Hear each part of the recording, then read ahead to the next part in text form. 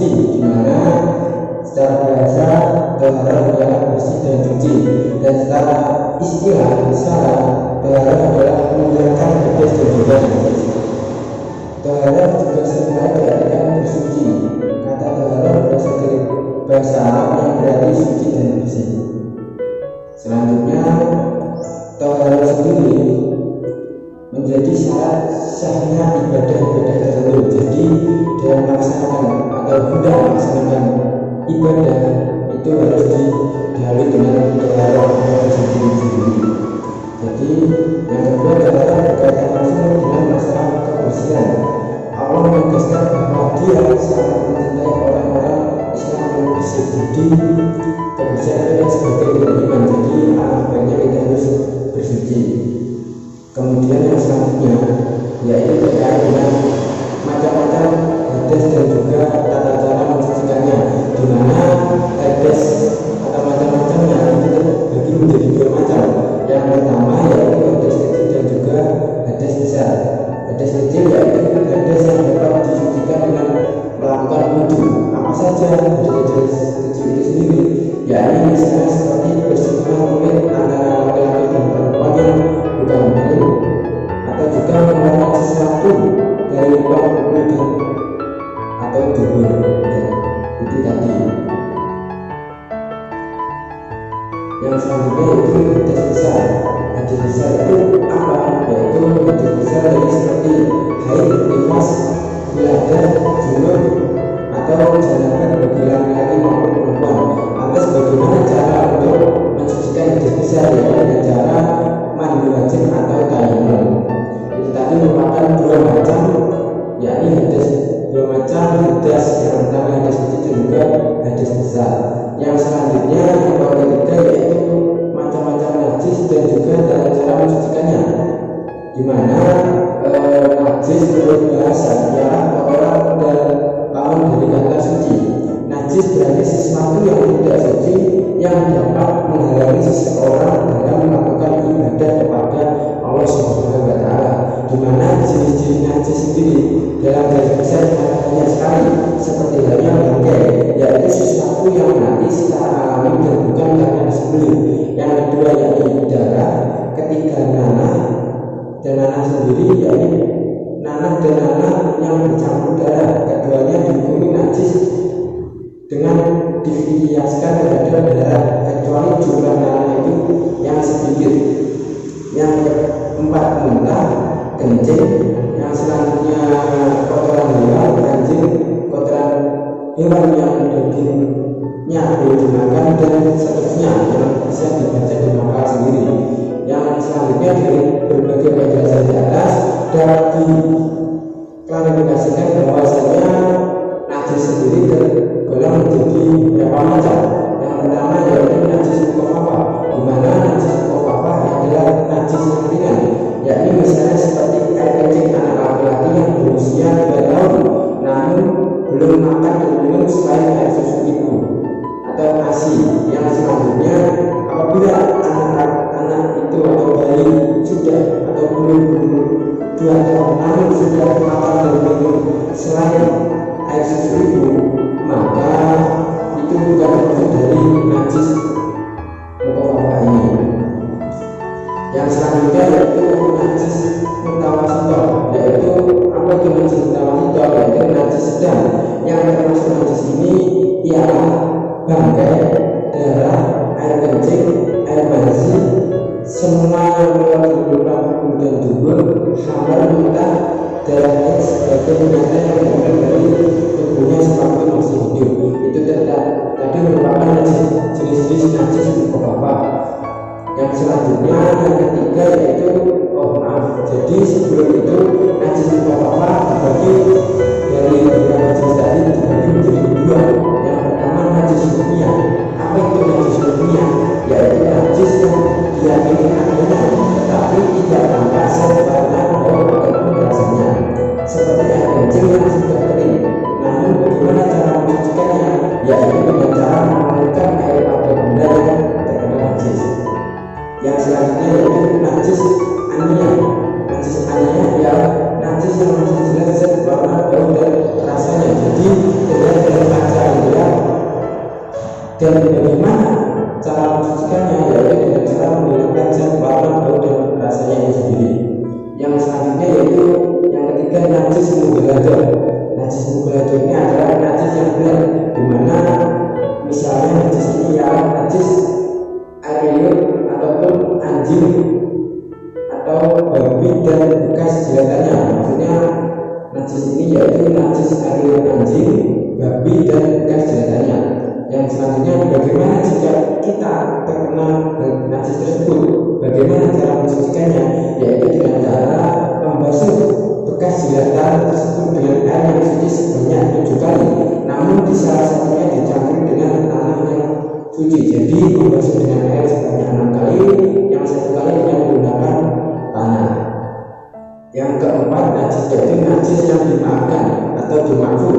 Yaitu najis dimaafkan ini yaitu najis yang sukar untuk diketahui, seperti halnya ketika kita duduk di kursi sedangkan kita tidak tahu apakah kursi tersebut terdapat najis atau tidak, dan apabila di kursi tersebut terdapat najis yang tidak diketahui, maka hukumnya itu adalah dimaafkan. Yang selanjutnya, yang membedakan antara najis dan hadas ialah najis adalah bendanya, sedangkan hadas adalah keadaan seseorang yang belum berwudu. Nah, itu tadi merupakan sedikit penjelasan mengenai beberapa macam-macam hadas dan tata cara mensucikannya serta macam-macam najis beserta mensucikannya. Jadi itu tadi 3 poin pertama yang kemudian akan dilanjutkan oleh Mbak Abdul terkait poin-poin yang selanjutnya. Mungkin itu saja yang bisa saya sampaikan. Terima kasih. Wassalamualaikum warahmatullahi wabarakatuh. Assalamualaikum warahmatullahi wabarakatuh. Di sini saya akan melanjutkan penjelasan dari Mas Yusuf. Ada 3 poin yang akan saya jelaskan, yaitu poin pertama istinja, wudu, dan tayamum. Poin yang kedua yaitu macam-macam air yang bisa digunakan untuk bersuci, dan poin yang ketiga yaitu macam-macam air yang tidak dapat digunakan untuk bersuci.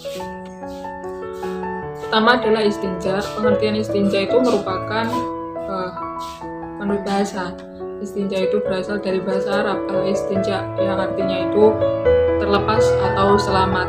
Menurut istilah, istinja itu merupakan bersuci dari setelah buang air besar maupun buang air kecil menggunakan air, debu, tisu, kayu, atau benda yang semacamnya sampai bersih dengan syarat tertentu.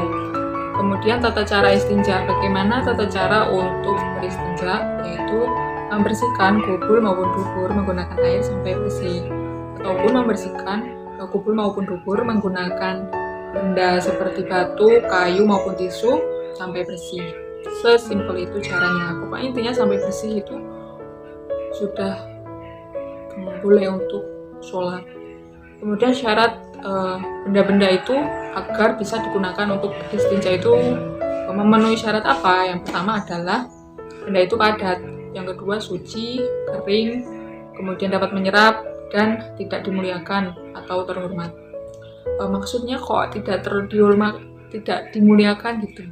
Misalnya perumpamaan roti lah, roti ini kan padat, benda padat iya, benda suci iya, benda kering iya, benda yang dapat menyerap iya, tetapi ini terhormat karena apa? Karena ini merupakan makanan dari manusia, jadi tidak boleh digunakan untuk bersuci, seperti itu. Kemudian benda-benda tersebut itu minimal 3, kalau cuma 1 digunakan itu masih ada kotoran-kotoran yang belum bersih, jadi minimal 3 menggunakan batu atau menggunakan tisu. Kalaupun batu 1 itu mempunyai sisi 3, seperti itu, agar dipastikan itu sudah bersih. Kemudian masuk bab wudu. Pasti dari kalian itu sudah sangat familiar terhadap gambaran umum wudu karena setiap hari kalian melakukan wudu sebelum melaksanakan sholat fardu. Pengertian wudu secara bahasa itu bersih, yaitu al-wudu. Secara istilah wudu itu membasuh anggota badan tertentu sesuai syarat dan rukun tertentu pula. Kemudian syarat wudu. Syarat-syarat wudu itu apa saja? Yang pertama pastinya Islam. Yang kedua mumayyiz, yaitu dapat membedakan antara baik dan buruk. Kemudian tidak berhadas besar, bagi perempuan misalnya itu haid atau nifas. Kemudian menggunakan air yang suci maupun bersih, dan dapat membedakan antara dan dapat mengetahui fardu wudu maupun sunah wudu. Kemudian rukun wudu. Rukun wudu itu ada 6, yaitu niat. Yang pertama, nawaitul wudu'a li raf'il hadasil aswari fardholillahi ta'ala. Yang kedua, membasuh wajah sampai tempat tumbuhnya rambut. Kemudian kedua tangan sampai siku dan mengusap sebagian kepala, kemudian membasuh kaki sampai mata kaki, dan yang terakhir adalah tertib atau berurutan. Selanjutnya sunah wudu. Ada banyak sekali sunah wudu yang apabila kita lakukan maka kita akan mendapatkan pahala yang lebih, yaitu berkumur-kumur, membaca basmalah sebelum niat, kemudian berkumur-kumur, kemudian istinsyak atau memasukkan air ke lubang hidung kemudian mengeluarkannya lagi, kemudian membasuh anggota wudu itu sebanyak 3 kali. Kalau wajibnya itu kan 1 kali, kalau 3 kali itu menjadi sunnah, dan mendahulukan anggota yang kanan daripada yang kiri.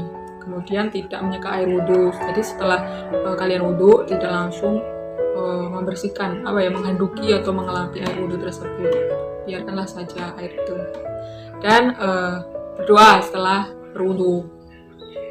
Yang selanjutnya adalah pembahasan tayamum. Pengertian tayamum secara bahasa itu adalah al-qasdu, yang artinya menyengaja. Secara istilah, tayamum itu merupakan menyapu wajah atau kedua tangan sampai siku sebagai pengganti wudhu karena tidak ada air maupun karena terhalang menggunakan air. Sebab-sebab tayamum, apa yang menyebabkan kita itu boleh bertayamum? Yaitu yang pertama, pastinya itu tidak ada air. Jadi kalau tidak ada air kita boleh bertayamum. Dan yang kedua, bagi orang sakit yang apabila terkena air maka sakitnya akan bertambah parah, maka dia juga boleh untuk bertayamum. Dan yang ketiga, ada air, tetapi airnya itu hanya cukup untuk minum manusia maupun hewan yang muhtaram atau terhormat. Seperti itu. Loh, kok ada yang manusia dari hewan yang terhormat gitu? Berarti ada dong yang tidak terhormat. Ada 6. Pertama yaitu orang-orang yang tidak melaksanakan sholat wajib. Dan yang kedua, orang yang menikah, yang berzina. Yang ketiga, orang murtad. Kemudian kafir harbi, yaitu orang-orang kafir yang memerangi kaum muslim. Kemudian anjing liar, anjing yang tidak penurut, yang suka menggigit orang. Kemudian yang terakhir adalah babi. Tuh. Kemudian sebab-sebab tayamum ya, syarat-syarat. Ya, syarat-syarat tayamum. Apa saja itu syarat tayamum?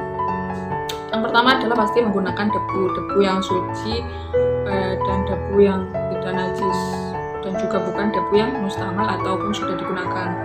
Maksudnya debu yang mustamal, misalnya ya seperti ini. Perumpamaan ini misalnya ada debu, di sini juga ada debu. Ya kita tayamum. Nawaitu tayamumi li istinfati sholati fardholillahi ta'ala. Oke, semuanya sudah. Kemudian lanjut sini sampai siku, tidak boleh terputus. Apabila terputus maka jangan dilanjutkan. Misal terputus belum sampai sini, ambil lagi seperti itu. Kalau debu yang mustamal itu berarti debu yang sudah digunakan. Misal debu wajah jatuh, maka yang jatuh itu tidak boleh digunakan karena sudah mustamal ataupun sudah digunakan. Kemudian kita melakukan tayamum ketika masuk waktu sholat. Apabila wudhu itu dilakukan ketika tidak harus masuk waktu sholat, tetapi tayamum itu harus ketika masuk waktu sholat. Misalnya sholat zuhur masuknya 11:30. Nah, kalau tayamum ya harus 11:30, jangan jam 10 pagi atau jam 9. Tuh, karena tayamum bersifat darurat atau urgent. Dan tayamum itu hanya bisa 1 kali pakai untuk sholat fardu. Jadi sholat zuhur tayamum, sholat asar tayamum, sholat maghrib tayamum. Tapi kalau sholat sunat itu boleh tayamum 1 kali tayamum bisa digunakan untuk beberapa sholat sunat. Selanjutnya rukun tayamum. Rukun tayamum yaitu niat. Nawaitu tayamum istihbahati sholati fardholillahi ta'ala. Yang kedua adalah menyapu debu ke wajah. Yang ketiga mengusap menyapu debu ke tangan sampai siku. Dan yang terakhir tertib atau berurutan. Yang terakhir adalah yang membatalkan wudhu. yang membatalkan tayamum. Membatalkan tayamum itu yaitu yang membatalkan wudhu. Oh ya, tadi yang membatalkan wudhu belum. Yang membatalkan wudhu tadi adalah yang pertama, keluarnya sesuatu dari kubur maupun dubur, baik berupa benda cair maupun padat maupun gas. Dan yang kedua, yang kedua hilangnya akal seperti tidur ataupun gila, kecuali posisi tidur yang mantap, kaki dirapatkan di atas tanah dan tidak bersender, itu boleh. Yang ketiga, bersentuhan antara kulit laki-laki dan perempuan yang sudah dewasa dan bukan muhrim tanpa penghalang. Dan yang terakhir yang membatalkan wudhu adalah menyentuh kemaluan dengan telapak tangan maupun telapak jari, itu tidak boleh. Oh ya, kemudian lanjutkan tayamum. Yang membatalkan tayamum itu yang batalkan wudhu tadi, itu juga membatalkan tayamum. Kemudian murtad itu juga membatalkan tayamum. Kalau wudhu, murtad itu nggak membatalkan wudhu. Kalau murtad, tayamum itu membatalkan. Dan yang terakhir, kita ragu-ragu apakah ada air atau tidak gitu. Tidak yakin kalau tidak ada air. Seperti itu. Poin yang selanjutnya adalah macam-macam air untuk bersuci. Dalam bersuci ini adalah pastinya menggunakan air, berkaitan dengan air, tetapi tidak semua air itu dapat digunakan untuk bersuci. Ada air yang tidak sah untuk bersuci. Itu air yang dapat digunakan bersuci yaitu sifatnya itu suci dan mensucikan. Misalnya yaitu air mutlak, yaitu air yang bersifat asli murni, apa adanya, belum tercampur apapun, gitu, sifatnya suci dan juga bisa mensucikan. Ada 7, yaitu air hujan, air sungai, air laut, air sumur, air sumber, air embun, air salju. Yang pertama, air hujan. Ya, air hujan ini dapat digunakan untuk bersuci. Tetapi sekarang ini, apalagi di kota-kota besar, polusi udara kan sangat banyak karena udara tersebut terpapar dengan polusi pabrik-pabrik yang banyak telah dibangun seperti itu. Jadi bagaimana hukum air hujan tersebut? Ya tetap suci dan mensucikan. Karena pada dasarnya ketika air sungai itu terkena sinar matahari, uapnya naik, itu sudah memisahkan antara air dengan zat-zat yang mencemari gitu. Jadi saat naik ya airnya suci gitu, bersih, karena dalam penyerapannya itu terjadi penyaringan seperti itu. Dan ketika turun, terkena polusi, jadi ya nggak bersih lagi, tapi bersih dan suci dan mensucikan. Tapi nggak apa-apa karena polusi, nggak apa-apa karena polusi tersebut bukan sesuatu yang najis, seperti itu. Dan yang kedua adalah air sungai. Air sungai itu seperti air hujan, bisa digunakan untuk bersuci. Tetapi lagi nih, karena di kota-kota besar, misalnya Jakarta, ini kan air sungai itu sangat tercemar dengan logam berat, limbah pabrik, limbah ternak dan sebagainya. Dan tidak jarang itu berubah warna dan bau dan rasa. Itu tidak bisa lagi digunakan untuk bersuci meskipun jumlahnya banyak, karena sudah berubah warna, bau dan rasanya, jadi air najis itu. Jadi lebih baik air sungai itu carilah air yang tidak berubah rasa, bau dan warnanya. Seperti itu. Kemudian air laut. Air laut itu juga bisa digunakan untuk bersuci meskipun rasanya itu asin karena mengandung garam di dalamnya.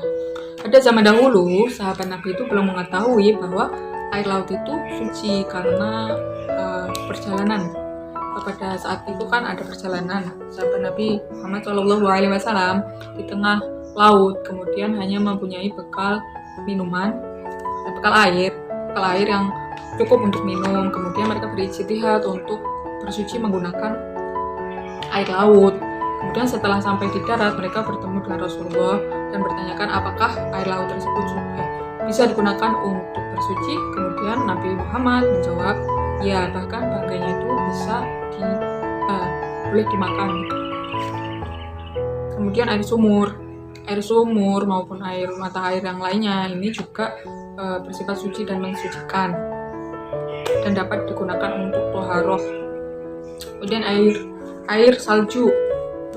Air salju ini juga bisa digunakan untuk wudhu, mandi besar, dan bersuci.